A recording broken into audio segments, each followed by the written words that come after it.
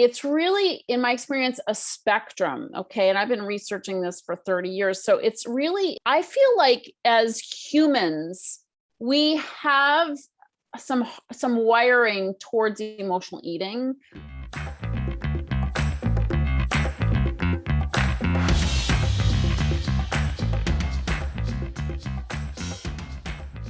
Like, I feel like we were made to have an emotional connection with food, just like an infant, breastfeeds, right? And has that connection with his mother.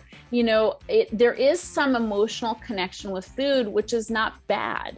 Sure. It keeps us eating and subsisting as a species. So there's nothing wrong with feeling really good about a really yummy, warm, carrot ginger soup or something. And it just warms our bones and feels great. Or something carby, like, sweet potato or something like that. Baked potato, of course, was my big thing growing up. But so there's nothing wrong with having that connection. It's just a matter of how far you take it and how much food serves emotional needs instead of, or beyond physical needs. So to me, it's a spectrum. And on the low end is emotional eating. We can all go there, right? We can all go on a cruise, eat too much, gain 5 pounds, like maybe eating too much bread and wine, drinking too much wine, and we can put on a little weight, feel a little bit, our pants feel a little snug.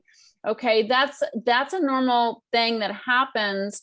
If somebody can course correct and be like, oh, I don't like how tight my pants are, I'm going to run extra this week and cut out sweets.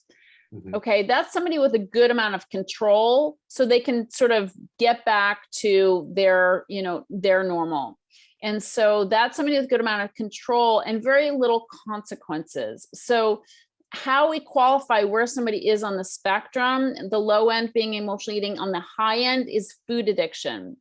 Okay, so when somebody has a good amount of control and very few consequences, they're on the low end. If somebody has very little control, like once they start to eat, they open that door into sugar and then they can't close it, and they end up binging on sugar and feeling inflamed, bloated, gaining weight, and they sort of go down this dark hole of binging for 2 weeks, something that happened a lot with COVID.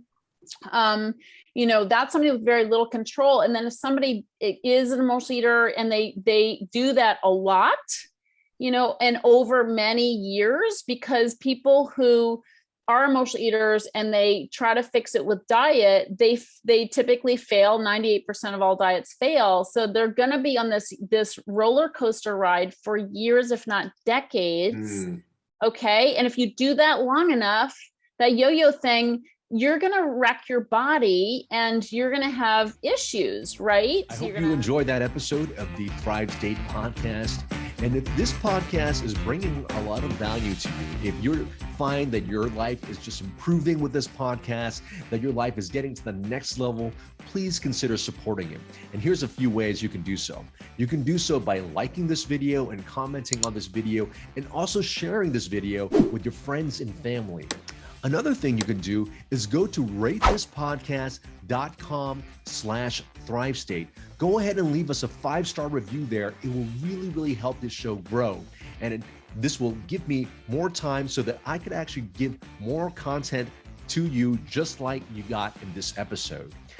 And if you haven't already picked up a copy of my book, Thrive State, Your Blueprint for Optimal Health, Longevity, and Peak Performance, you can pick it up now. It became a #1 new release in longevity. Go to thrivestatebook.com. And if you enjoy the book, please consider leaving us a review as well. And the last thing you can do, if you're liking everything here and you want to work more closely with me as well as my team to get you into the Thrive State, go to kienvu.com/accelerator and consider joining the home course, the Thrive State Accelerator. It's really the course that I use. It's the concepts that I use personally when I work with CEOs, celebrities, and my high-profile clients to get them to the Thrive State. Again, the Thrive State Accelerator at kienvu.com/accelerator. And because you're a listener of this podcast, I want you to save 25% by using the coupon code podcast25. I hope we continue to give value to you. And remember always, you are your best medicine.